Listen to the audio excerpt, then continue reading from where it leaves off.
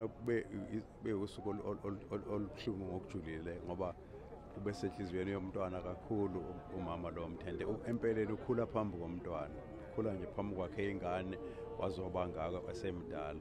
Ngoba ngaphandle kokuthanda umculo umntwana njengoba kuye sikuthintile ey'nkulumeni ngaphakathi, umama lo uManana kwathi ngempela abantu abamaciko abaningi bengasasondeli enkatheni, abalokhu consistent ngokuthi abe khona njalo uma kunemisebenzi lena yenkathi.